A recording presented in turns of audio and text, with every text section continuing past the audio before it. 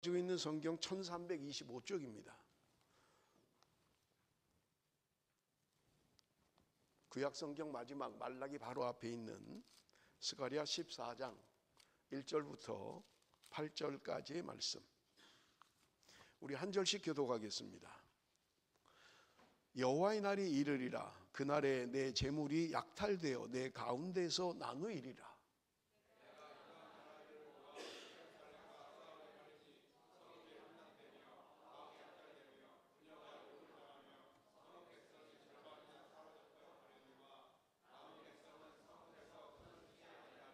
그때 여호와께서 나가사 그 이방 나라들을 치시되 이왕의 전쟁 날에 싸운 것 같이 하시리라.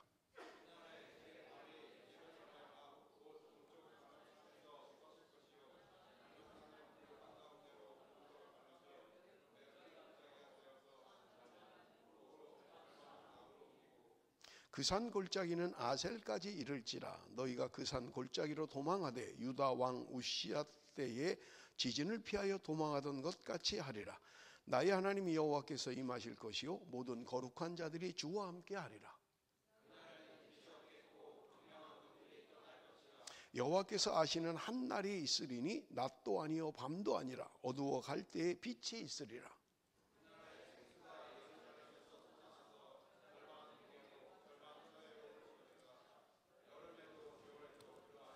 아멘.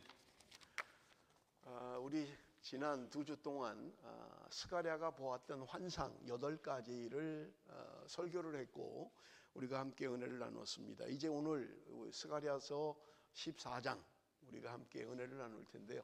여러분, 스가랴서 14장은 스가랴서 전체의 결론에 해당하는 그런 부분인 것을 우리가 볼 수 있습니다. 특별히 하나님이 어떻게 회복하실 것인가, 하나님의 백성들을 어떻게 회복하실 것인가에 대한 말씀이 오늘 본문 가운데 기록되어져 있는 것을 우리가 볼 수 있습니다. 자, 1절, 2절 우리 읽었습니다만은 한번 같이 다시 읽습니다. 1절, 2절 말씀 다 같이 읽습니다. 시작.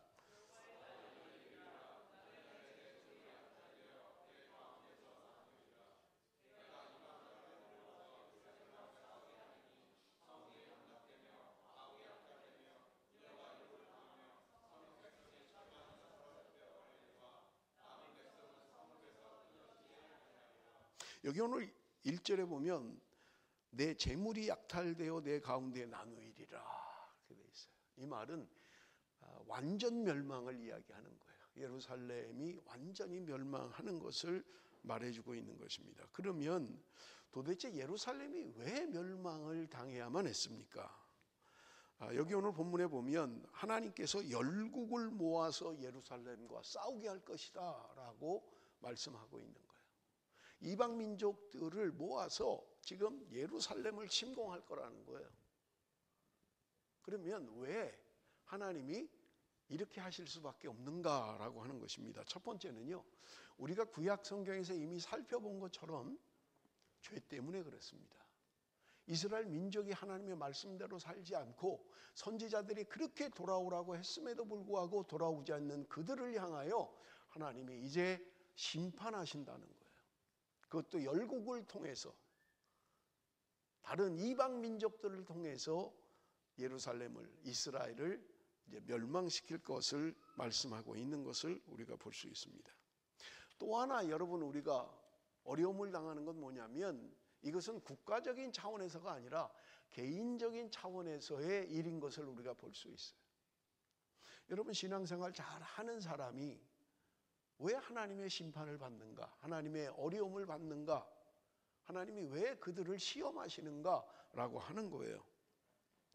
여러분, 우리가 성경에 보면 그런 사람들이 있잖아요. 요셉이 어렵게 힘들게 형에게 팔려서 오랫동안 이집트에서 생활했잖아요. 다윗은 그가 하나님이 기름 부었음에도 불구하고 그가 오랫동안 도망 다니는 삶을 살았던 것을 여러분 우리는 알고 있습니다. 다니엘은 어떻습니까? 그는 자기가 잘못해서 포로로 끌려간 게 아니었잖아요. 그럼에도 불구하고 다니엘은 수많은 사람들의 공격을 받았고 어려움을 겪었던 것을 우리가 볼 수 있어요.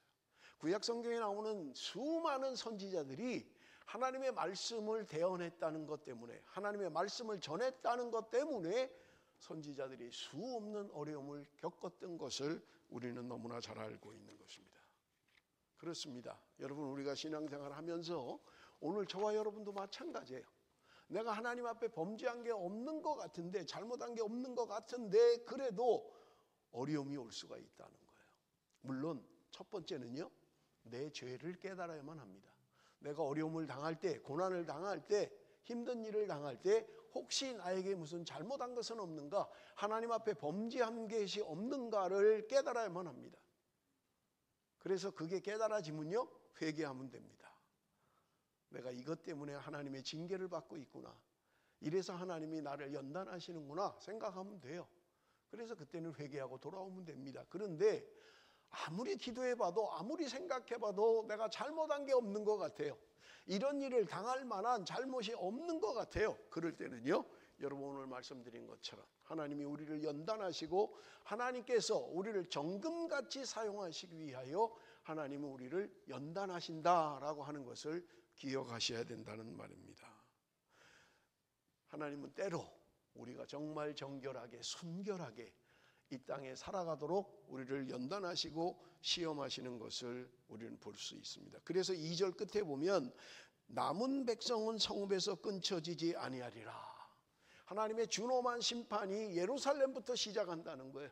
여러분, 성경에 보면 하나님의 택한 백성들 먼저 하나님이 심판하시겠다는 거예요. 그런데 그 하나님의 심판에도 살아남는 자들이 있다고 이야기하고 있는 것을 우리는 볼 수 있어요. 여러분, 19장에 우리가 13장에 이미 살펴보았습니다마는 하나님이 이스라엘을 심판하는데 3분의 1을 심판하시겠다는 거예요.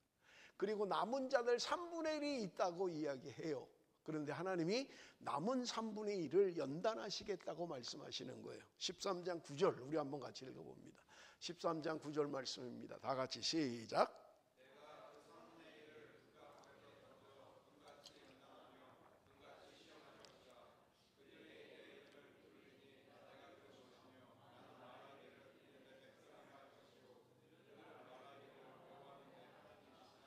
자, 3분의 2가 멸망당했어요. 그런데 3분의 1이 남았다는 거예요. 이 사람들은 믿음의 사람들이고 하나님의 사람들임에 틀림없어요. 그런데 하나님이 그들을 연단하시겠다는 거예요. 그런데 불로 연단하시겠다고 이야기해요. 여기 보면 불 가운데 던져 은같이 연단하며 라고 이야기하는 거예요. 뜨거운 불에 던져 넣겠다는 거예요. 여러분, 우리가 재련소를 생각하면 돼요. 몇 천도에 끓는 그 불에 은을 넣고 금을 넣으면 다 녹아 없어지죠. 그 대신 나오는 건요, 순수한 것만 나오는 거예요. 불순물이 없는 순수한 것만 나오는 거예요. 그래서 하나님이 오늘 우리를 연단하시는데 불 가운데 던져 넣는 것 같이 하시겠다는 거예요. 그래서 그 연단을 통과하고 나면 아주 순수하고 깨끗하고 순도 100%의 그런 정결한 모습으로 우리를 연단하시겠다고 말씀하고 있는 것을 우리는 볼 수 있는 것입니다.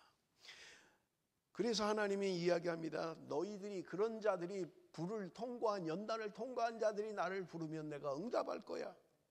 그들은 내 백성이라 할 것이고 그들은 이야기를 하나님이 내 하나님이라고 이야기할 것이라고 말씀하고 있는 것을 우리가 볼 수 있습니다.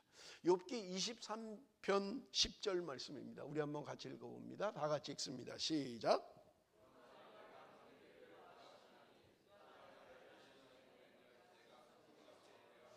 우리가 너무나 잘 아는 말씀이잖아요. 하나님이 우리를 연단하신다는 거예요. 단련하신다는 거예요. 뭐 때문에요? 내가 순금같이 되어 나오게 하기 위해서. 이 땅에 뭔가 섞여서 뭔가 순결하지 않은, 깨끗하지 않은 우리들을 연단하시고 훈련해서 하나님은 우리를 깨끗한 순도 100% 정금같이, 순금같이 하나님이 사용하실 것을 말씀하고 있는 것을 우리는 볼 수 있는 것입니다. 그런데 3절에 보니까 재밌는 말이 있어요. 3절에 그러나 내가 가는 길을 3절 그때 여호와께서 나가사 그 이방 나라들을 치시되 이왕의 전쟁 날에 싸운 것 같이 하시리라. 하나님이 이방 나라들 들어서, 열방을 들어서 이스라엘을 치시겠다고 했잖아요. 먼저 믿는 우리들을 치시겠다는 거예요. 그런데 여기 보면 그리고 나면 하나님이 그 나라들과 전쟁을 하시는데 이왕의 전쟁 날에 싸운 것 같이 하시리라. 여기 성경이 참 재밌는 표현이 있어요. 이왕에 이렇게 했어요. 이왕에. 그 말은 무슨 말이냐? 옛날처럼 내가 그렇게 싸우게 할 거야 라고 이야기하는 거예요. 여러분 구약의 수많은 전쟁들을 보십시오. 다윗이 싸웠던 수많은 전쟁들, 여호수아가 싸웠던 수많은 전쟁들을 보십시오. 자기 힘으로 자기 능력으로 싸운 게 아니에요. 하나님이 싸워주셨던 것입니다. 하나님이 함께 하심으로 말미암아 승리하게 하셨던 것을 우리는 볼 수 있는 것입니다. 그러므로 내가 능력이 있어서 내 힘으로 내 작전이 내 능력이 뭔가 싸움에 이기게 한다라고 생각하면 안 된다는 거예요. 역대하 20장 17절 우리 한번 같이 읽어봅니다. 역대하 20장 17절 다 같이 시작.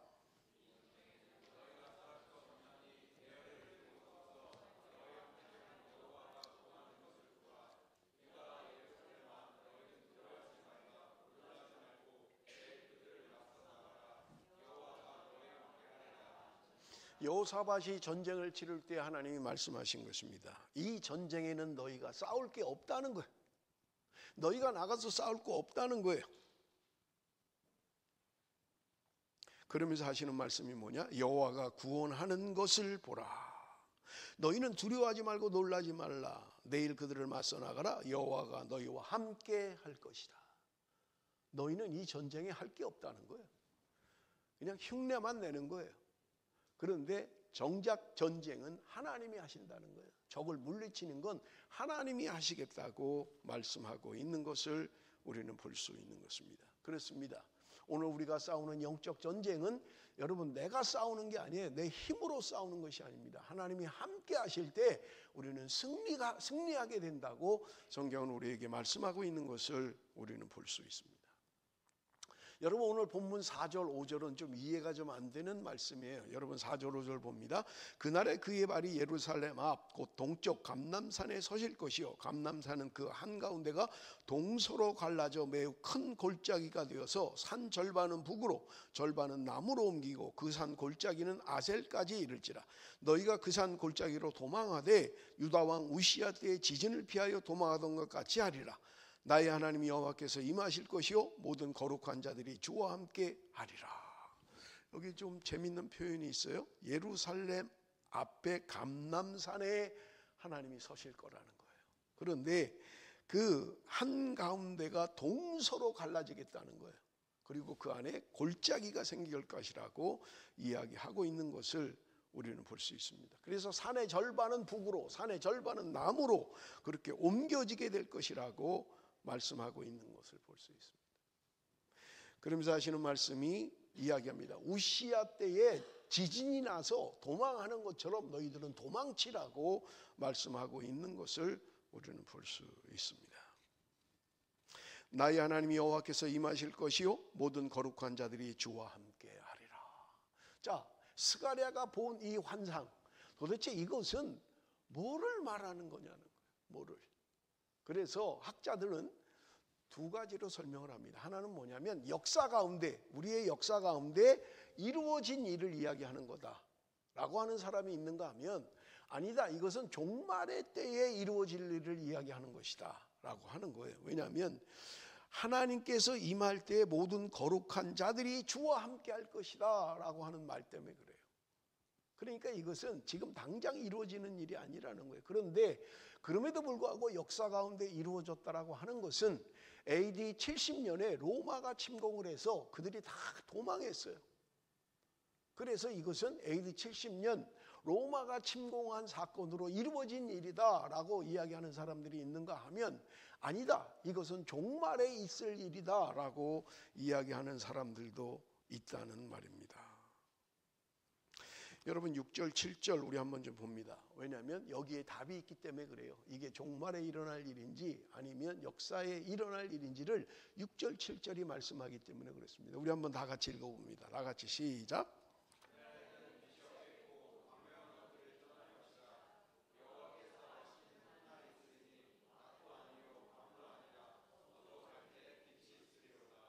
자, 여기 오늘 본문에 보면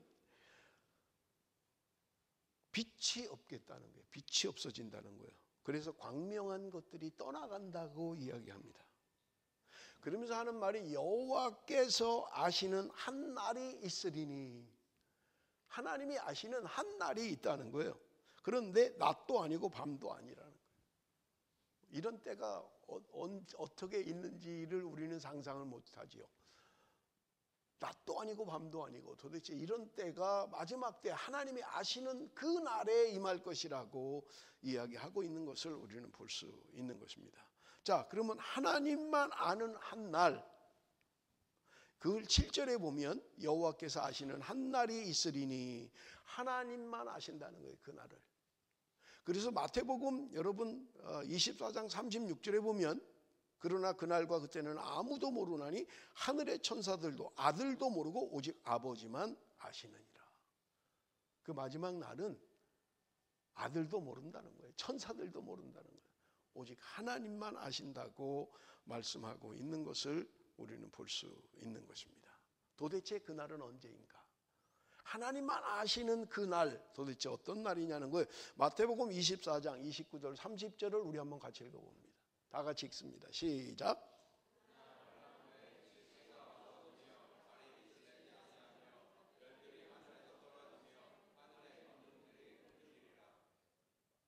(29절이요)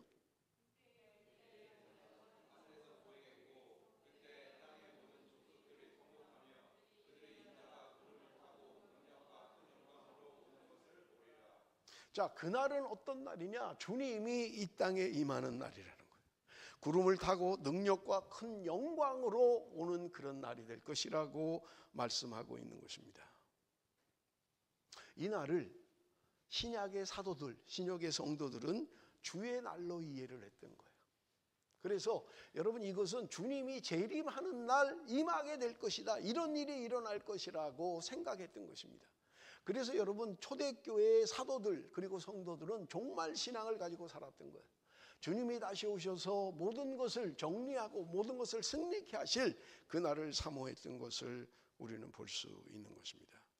그래서 바울은요, 사도행전 20장 22장 20절 21절에 주의 크고 영화로운 날이 이르기 전에 주의 이름을 부르는 자는 구원을 얻을 것이다 라고 말씀하고 있는 것을 우리는 볼 수 있는 것입니다.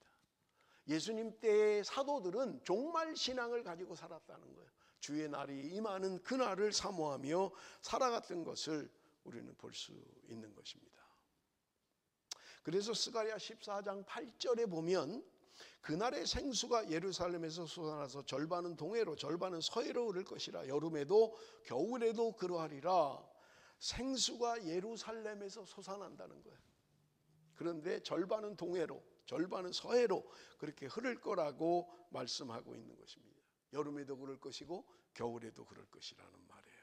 그렇다면 이 생수는 도대체 누구를 말하느냐? 예수 그리스도를 의미하고 있는 것입니다. 요한계시록 21장 6절 7절에 보니까 또 내게 말씀하시되 이루었도다. 나는 알파와 오메가여 처음과 마지막이라. 내가 생명수 샘물을 목마른 자에게 값없이 주리니 이기는 자는 이것들을 상속으로 받으리라. 나는 그의 하나님이 되고 그는 내 아들이 되리라. 예수 그리스도, 그분으로 말미암아 생명수, 생수를 얻게 될 것이라고 이야기합니다. 그래서 요한복음에 보면 예수 그리스도를 생수라고 표현하고 있는 것을 우리는 볼 수 있는 거예요. 그런데 오늘 본문 9절에 보면 여호와께서 천하의 왕이 되시리니 그날에는 여호와께서 홀로 한 분이실 것이요 그의 이름이 홀로 하나이실 것이라. 하나님이 홀로 한 분이고 그분이 왕이 되실 것이다. 천하의 왕이 되실 것이라고 이야기를 하고 있는 거예요. 그런데 여러분, 우리가 성경을 좀 깊이 아는 분들은 신약에 예수 그리스도를 왕이라고 그러잖아요. 그럼 하나님이 왕인지 예수님이 왕인지 헷갈리잖아요. 왕이 둘 되면 안 되죠. 왕은 한 분뿐인데 하나님이 왕이라는 거야, 예수님이 왕이라는 거야, 우리가 헷갈릴 수 있다는 말입니다. 자, 우리 한번 좀 볼 텐데 여러분, 왜 지금 이 말씀을 드리냐면 창세기 49장 10절 때문에 그렇습니다. 우리 한번 같이 읽어봅니다. 다 같이 시작.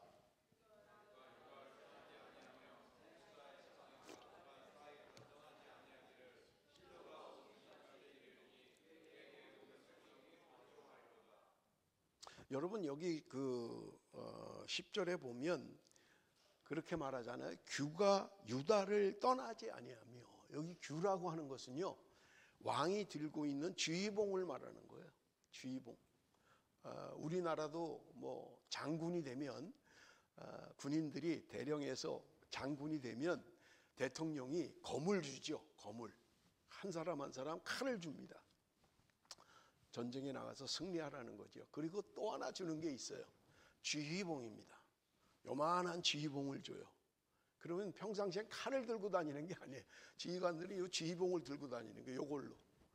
근데 지휘봉이 뭔지 아세요 혹시? 지휘봉이요, 이렇게 돌리면 칼이 있어요 그 안에. 지휘봉. 마지막 순간에 안 되겠으면 자결하라는 거예요. 자결하라는 거예요. 여러분들 옛날에 우리 여자분들 보면 뭐 조그만 은장도 같은 걸 갖고 있었잖아요. 위급할 때 하는 그런 것과 같은. 그래서 여러분 여기 규가 유다를 떠나지 않을 것이다 라는 말은 규를 가진 왕, 이 왕의 계보가 유다 민족을 떠나지 않을 거라는 거예요. 그래서 이스라엘의 왕은 유다 민족, 유다 족속의 후계자로 왕이 계속해서 날 것을 이야기하는 거예요. 그게 다윗이잖아요. 그리고 다윗의 후손인 예수 그리스도, 신약에는 예수님이 왕이라고 이야기하고 있는 것을 우리는 볼 수 있는 것입니다. 유다를 통해서 우리에게 주시는 거예요. 그런데 요한계시록 17장 14절 우리 한번 읽어봅니다. 요한계시록 17장 14절 다 같이 읽습니다. 시작.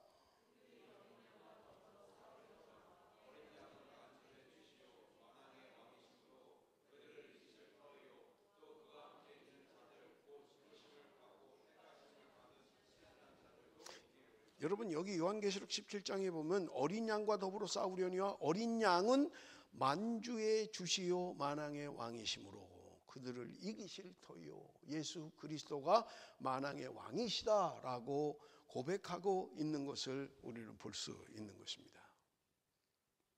그런데 여러분 16절에 보면 스가랴 14장 16절, 예루살렘을 치러 왔던 이방 나라들 중에 남은 자가 해마다 올라와서 그 왕 만군의 여호와께 경배하며 초막절을 지킬 것이라 라고 이야기해요.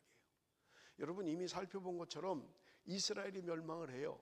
그런데 열방을 통해서 멸망시키시겠다는 거예요. 그런데 하나님이 그 열방들을 징벌하시겠다라고 하는 거예요. 여러분 우리가 바벨론을 들어서 이스라엘을 멸망시켰잖아요. 그런데 그 바벨론도 멸망당하잖아요. 그거와 마찬가지예요. 그런데 그 멸망당한 나라들 중에도 남은 자들이 있다는 거예요. 그 열방의 이방인들이잖아요. 그런데 그들 중에도 남은 자들이 있을 것이다. 그들이 날마다 해마다 올라와서 그 왕 만군의 여호와께 경배하며 초막절을 지킬 것이다 라고 이야기합니다. 도대체 이게 언제 멸망당한 이방 민족들이 예루살렘으로 다 올라와서 만왕의 왕 여호와 하나님께 경배하는 날이 도대체 언제냐는 거예요. 여러분이 인간의 생각으로는 불가능한 거예요. 그런데 하나님이 하시겠다는 거예요. 그래서 종말에 이루어질 일을 이야기하고 있다는 거예요. 주님이 이 땅에 심판하시고 나면 구원받은 주의 백성들, 그것이 택한 백성이든 이방인이든 그들이 함께 모여 여호와 하나님께 경배하는 날이 올 것이다. 그래서 초막절을 지키게 될 것이라고 이야기하고 있는 것을 우리는 볼 수 있는 것입니다. 이것은요 사람의 힘으로 되는 게 아니고요, 언제인지도 모르고요, 언젠가 그날이 오면 이방인 가운데서도 구원받은 하나님의 백성들이 함께 모여 예배할 것이다. 예배 공동체가 될 것을 성경은 우리에게 말씀하고 있는 것입니다. 자, 14장 20절 21절 우리 한번 같이 읽어봅니다. 다 같이 읽습니다. 시작.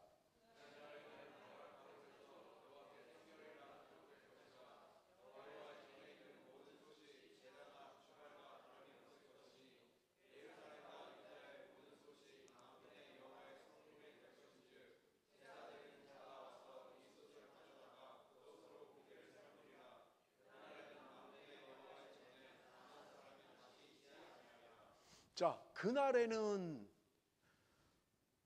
심판의 그날, 주님이 다시 오시는 날, 여호와의 날, 그날에는 말방울에까지 여호와께 성결이라고 기록될 거라는 거예요. 말들이 메고 다니는 방울, 거기다가 여호와께 성결 이렇게 쓴다는 거예요. 여러분, 여호와께 성결이라고 쓰는 것은 제사장들의 이마에 썼던 것입니다. 아무나 쓰는 게 아니에요.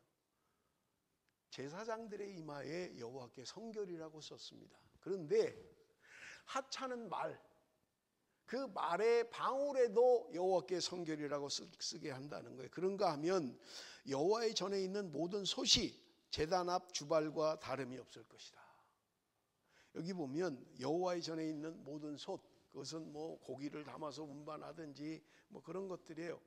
그런데 성전에서 사용하는 주발, 피를 담아서 하나님께 드리는 발르는 그 거룩한 주발과 솥이 구분이 없다는 거예요. 똑같다는 거예요. 의미가 없다는 거예요. 무슨 말이냐? 성속의 구별이 없어진다는 거예요. 여러분, 구약 성경은 성속을 구별하는 거잖아요. 우리의 삶이 거룩한 삶이 되라는 거예요. 내가 거룩하니 너희도 거룩하라는 거예요. 그런데 그날이 오면 성속의 구분이 없어진다는 거예요. 이건 속된 거야, 이건 거룩한 거야, 그런 구분이 없어진다는 거예요. 말방울에까지도 여호와께 성결이라고 쓴다는 거예요. 그것이 고기를 담는 그릇이든 성전에서 사용하는 주발이든 구분 없이 그렇게 사용될 것을 이야기하고 있는 것을 우리는 볼 수 있습니다. 자, 베드로전서 1장 18절 19절을 우리 한번 같이 읽어봅니다. 다 같이 읽겠습니다. 시작.